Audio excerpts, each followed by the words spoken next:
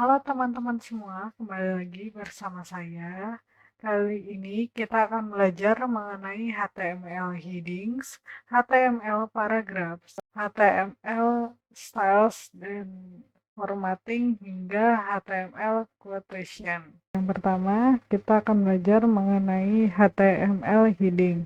Setelah pada tutorial sebelumnya kita sudah belajar mengenai pengenalan HTML, editor HTML, basic HTML, elemen, dan juga atribut. Jadi untuk heading merupakan judul ataupun subjudul yang kita inginkan untuk tampil di dalam halaman web kita.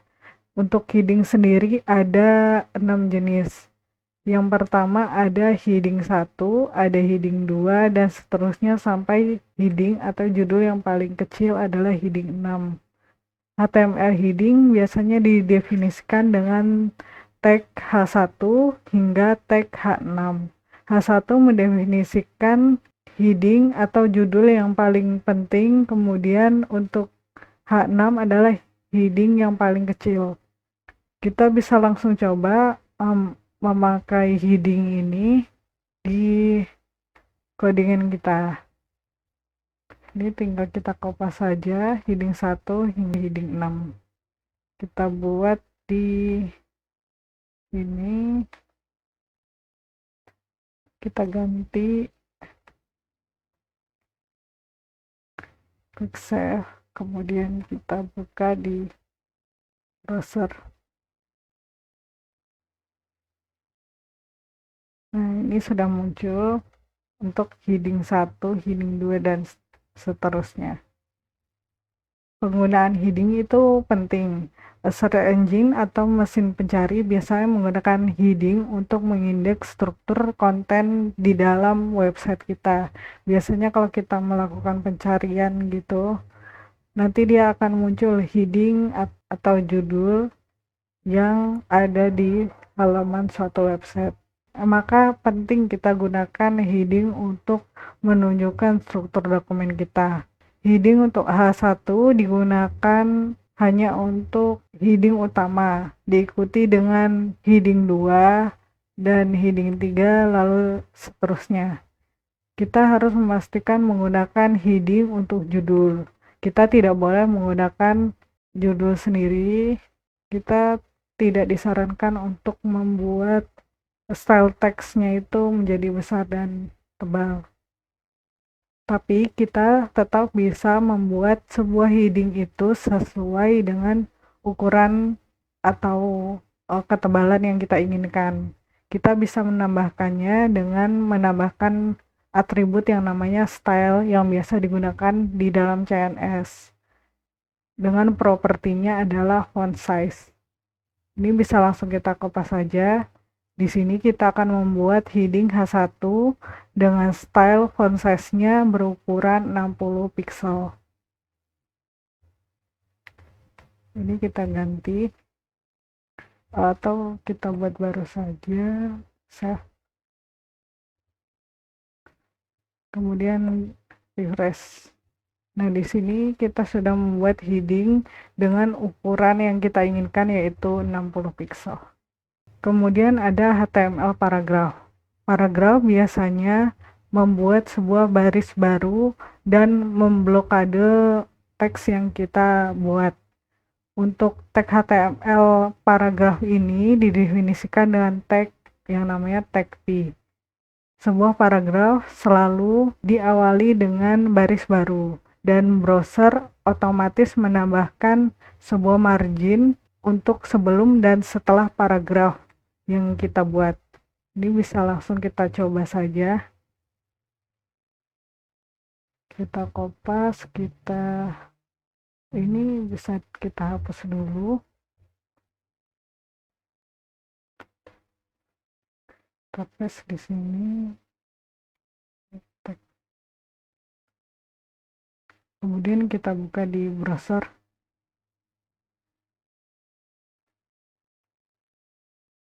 Nah, jadi di sini dia sebuah paragraf, antara paragraf satu dan paragraf lainnya itu memiliki margin tersendiri dan selalu membuat baris baru untuk tiap paragrafnya. Kemudian ada HTML display.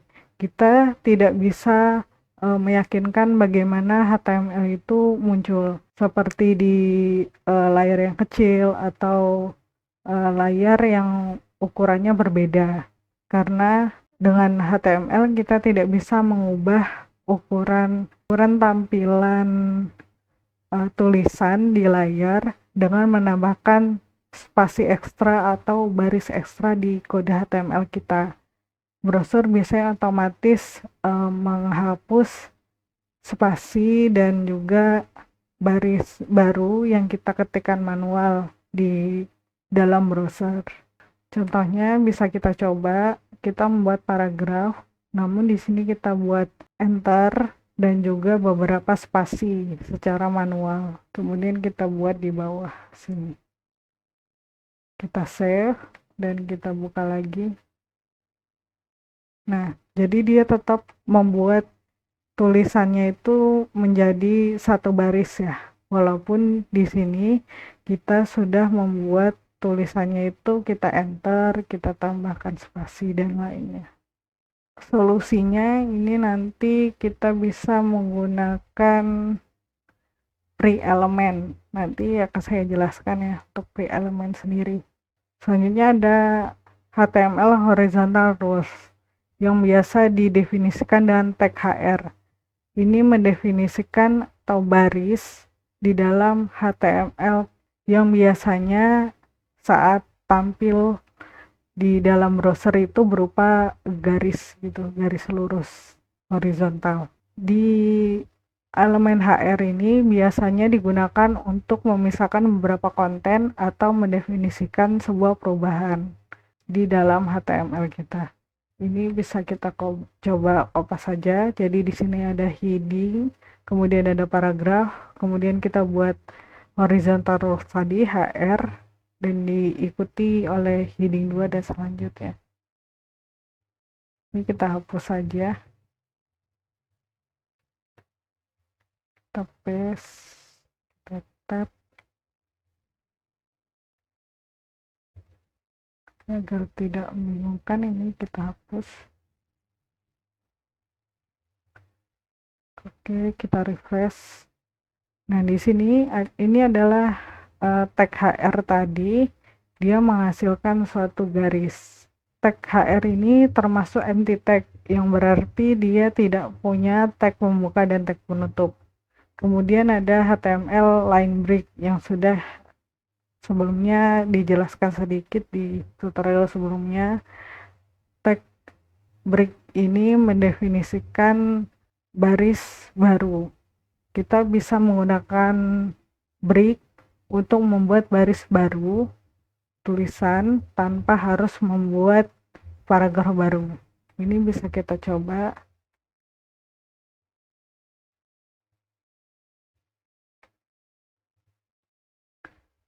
Nah, di sini jadi ada paragraf, kemudian kita menambahkan baris baru untuk setiap tulisan penggalan kalimatnya. Kalau kita refresh, nah maka dia akan tampil di baris baru tanpa membuat paragraf baru. Jadi untuk marginnya dia tidak otomatis digunakan ya. Jadi marginnya tidak ada. Nah, ini untuk form problem. Form problem ini kalau kita membuat sebuah paragraf, kemudian kita buat spasi dan juga enternya secara manual, maka dia tetap akan menampilkan dalam satu baris paragraf gitu. Solusinya kita bisa menggunakan pre-element HTML.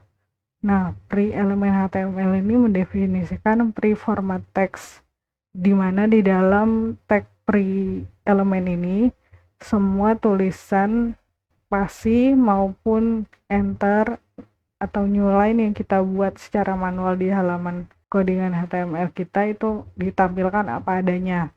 Namun di sini kita tetap tidak bisa mengubah ukuran hurufnya dan juga fontnya.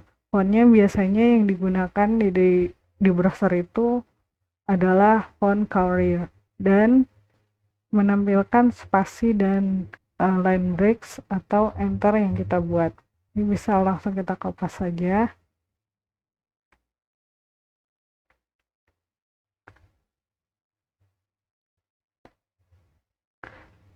Kita save, bisa refresh lagi. Nah, jadi dia muncul seperti ini ya. Dia menampilkan sesuai dengan ketikan baik spasi maupun enter yang kita buat di dalam hasil coding kita. Selanjutnya ada HTML styles. Nah, HTML styles atribut ini biasa kita gunakan untuk menambahkan style pada elemen. Misalnya di huruf ini ingin kita tambahkan warnanya seperti warna merah atau warna biru, kemudian jenis fontnya, kemudian ukurannya, dan banyak lagi. Penulisan HTML style atribut ini kita bisa menggunakannya dengan mengetikkan style di dalam syntax kita seperti ini. Ini adalah tag name, misalnya tagnya adalah tag P untuk paragraf, kemudian kita buat atributnya adalah style sama dengan tanda petik, kemudian kita masukkan propertinya misalnya seperti font size ataupun color untuk warna huruf. Kemudian value-nya, misalnya untuk font size kita menginginkan 20 pixel, maka dimasukkan di value sini adalah 20 pixel. Kalau color atau warna, untuk value-nya kita masukkan warna yang kita inginkan, misalnya blue atau red. Di sini ada juga background color. Nah, background color seperti namanya sendiri mendefinisikan warna background untuk elemen HTML kita. Ini adalah contohnya untuk di setiap halaman di dalam tag body, dia membuat set background color-nya adalah warna powder blue. Ini bisa kita langsung coba saja. Kita copy saja stylenya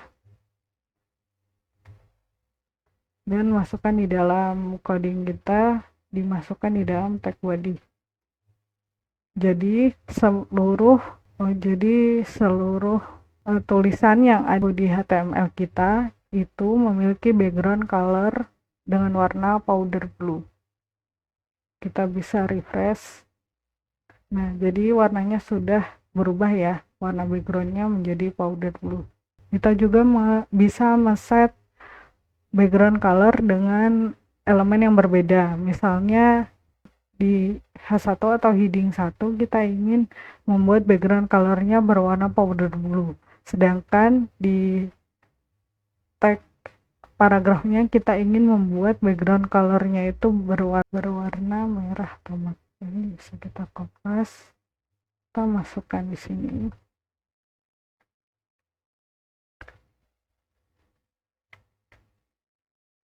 Kemudian yang di bodinya kita hapus saja.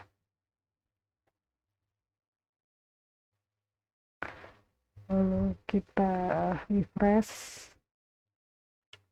Nah, jadi untuk heading H1 khusus tulisan di dalam tag H1 yang kita pilih itu background colornya warna powder blue. Sedangkan di tag paragraf yang kita pilih, kita buat background colornya adalah warna merah tomat. Kemudian ada text color. Properti text color mendefinisikan warna teks di dalam elemen HTML.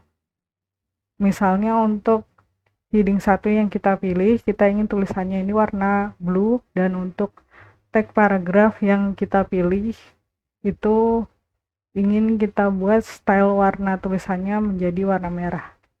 Ini bisa kita kopas.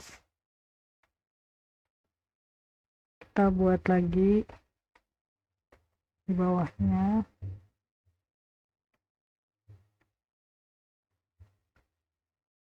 Kita refresh. Nah, jadi ini sudah sesuai.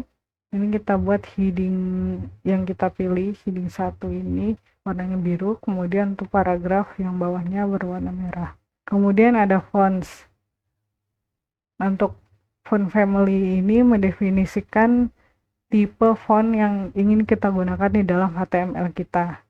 Misalnya di heading 1 kita ingin font family-nya adalah Verdana, kemudian untuk tag paragrafnya kita ingin jenisnya adalah Courier. Langsung kita copy dan masukkan di sini. Untuk fontnya ya.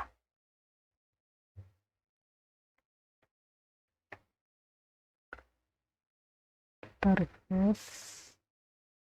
Ini udah sesuai, jadi kita ingin untuk heading yang ini font family-nya adalah Verdana dan paragraf di bawahnya menggunakan font family Courier.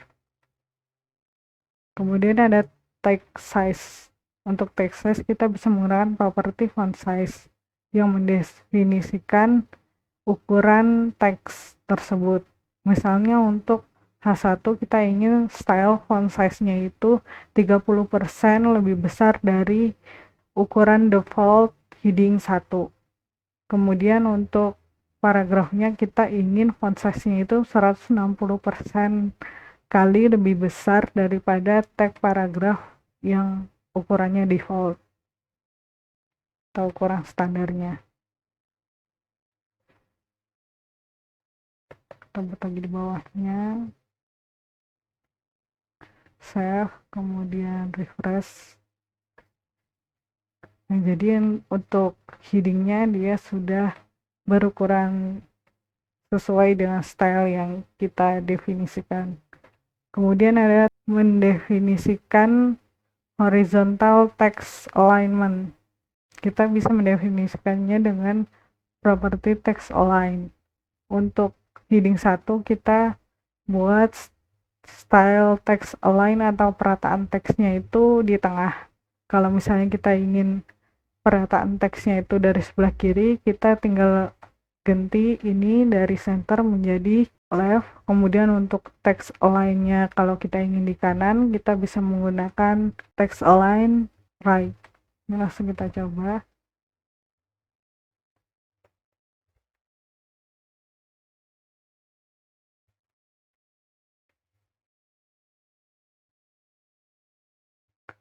Ini kita coba ukuran, ini kita coba perataannya dari kanan ya.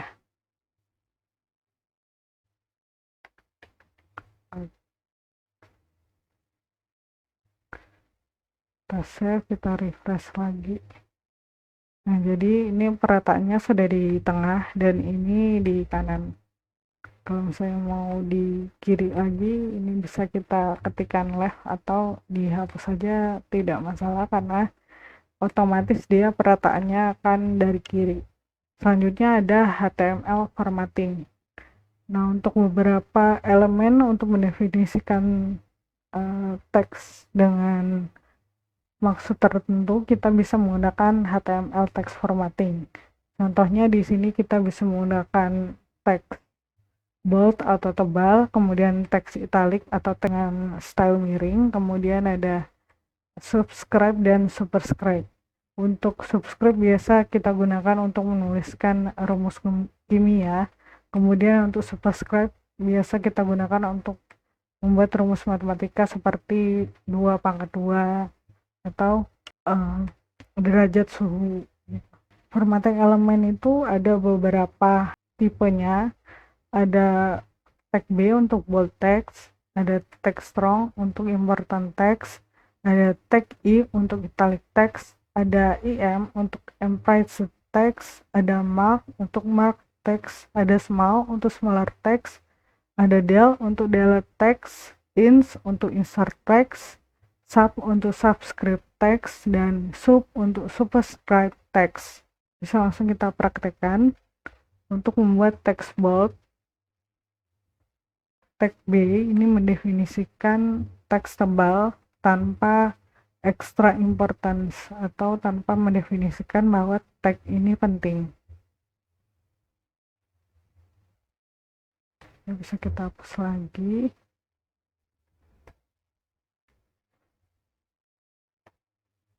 Kemudian ada tag yang namanya tag strong. Elemen ini mendefinisikan bahwa tag strong ini adalah penting. Konten ini juga kalau kita menggunakan tag strong, dia akan menampilkan teks dengan ukuran dengan ketebalan yang sama dengan tag B atau tag bold.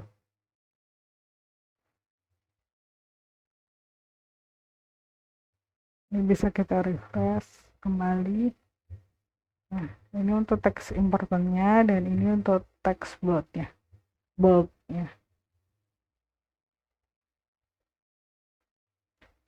Kemudian ada tag I dan tag EM atau tag LM elemen.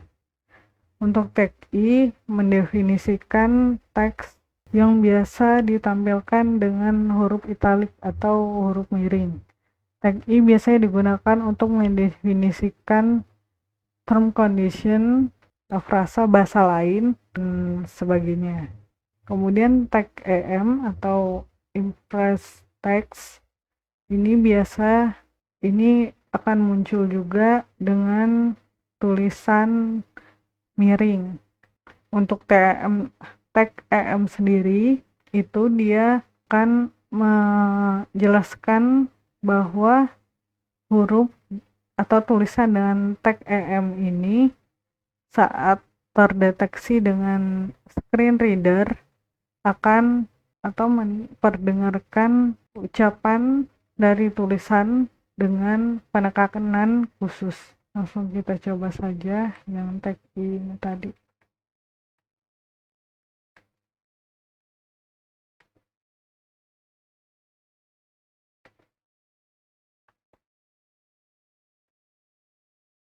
Ini kita tambah tag break aja ya, biar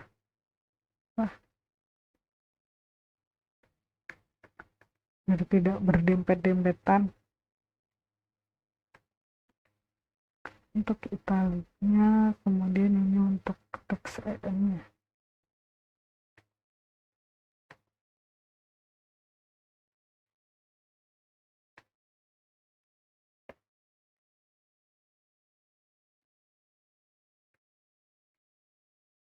Tambahkan juga tag break-nya.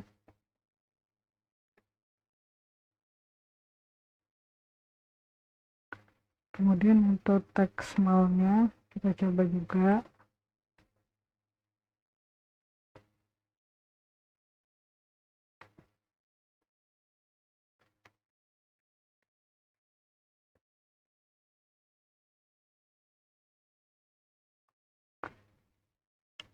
Untuk HTML mark ini mendefinisikan teks yang harusnya di highlight atau di garis bawahi.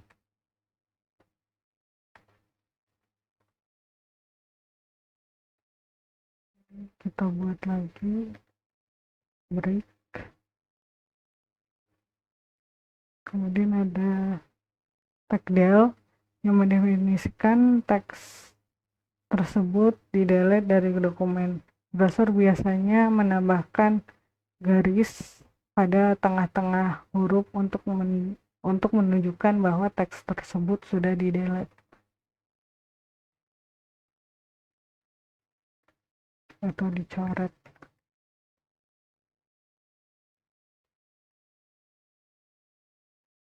Ini kita refresh dulu ya.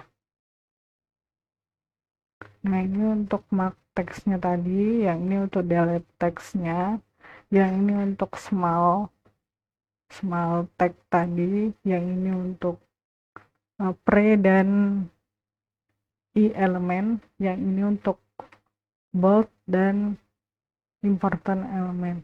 Kemudian ada tag sub yang mendefinisikan subscript yang biasanya karakternya itu di bawah garis, di agak setengah bawah garis, dan ukurannya itu lebih kecil dari huruf yang kita gunakan. Subscript biasanya digunakan untuk formula kimia, misalnya H2O. Ini bisa kita coba dan kita kopas dan masukkan di sini. Ini untuk subscript text-nya ya. Kemudian ada juga superscript text.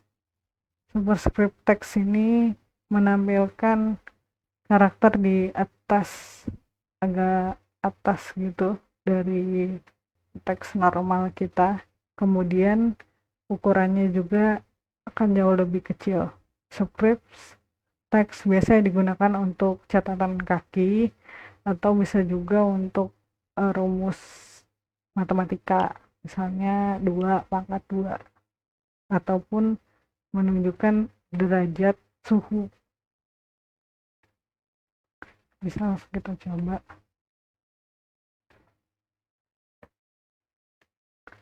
Saya kemudian refresh.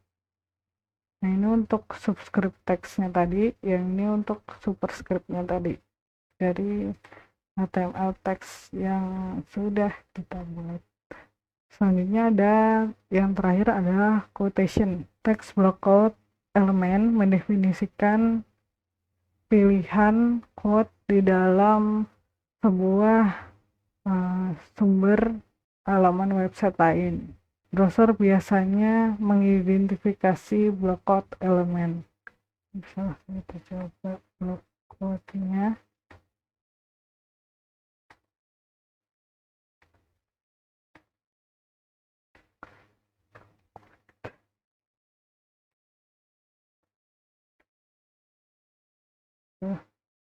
Kemudian kita refresh.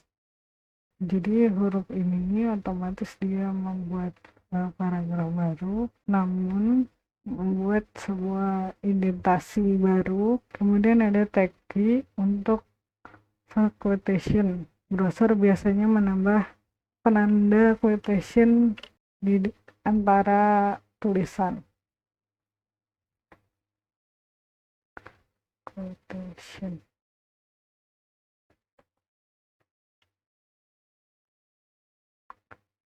Contohnya ini. Jadi untuk quotation ini berarti dia menambahkan tanda petik atau quote.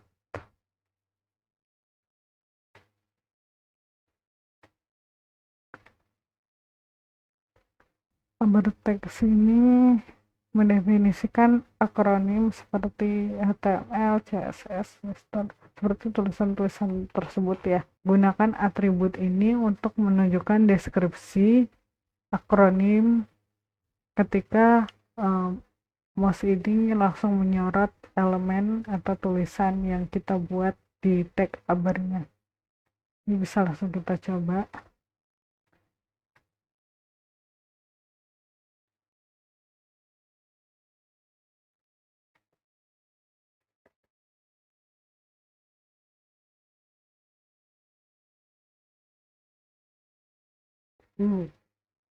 Nah, di bawah tulisan U ini tadi, dia muncul tuh informasi ketika mouse-nya disorot ke tulisan U, terdapat informasi bahwa WHO ini adalah World Health Organization. Kemudian ada tag address yang mendefinisikan informasi kontak atau owner atau penulis dokumen sebuah artikel. Kontak information biasanya berupa alamat email, URL, alamat fisik, nomor telepon, sosial media, dan sebagainya. Tag address biasanya digunakan dan biasanya saat digunakan dia akan terbaca dengan tulisan italik atau tulisan miring. Browser biasanya menambahkan baris baru sebelum dan setelah tag address ini kita buat. Ini bisa kita copy, kita coba buat tag address, save, kemudian refresh. Nah, ini untuk tag addressnya, dia otomatis menggunakan tulisan miring atau italic. Kemudian HTML sheet untuk title atau judul kerja yang mendefinisikan creative work atau contohnya sebuah buku, sebuah lagu, movie, dan lainnya. Tapi itu tidak berlaku untuk nama seseorang. Text elemen biasanya bentuknya adalah italic, hurufnya huruf piring. Kita bisa menggunakannya. Kita coba text.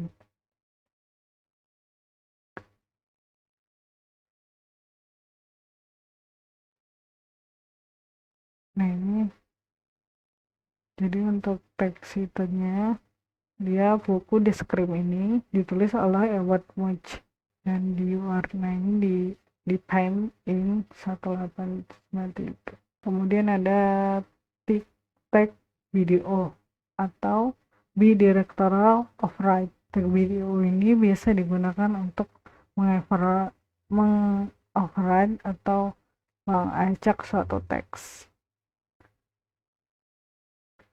Ini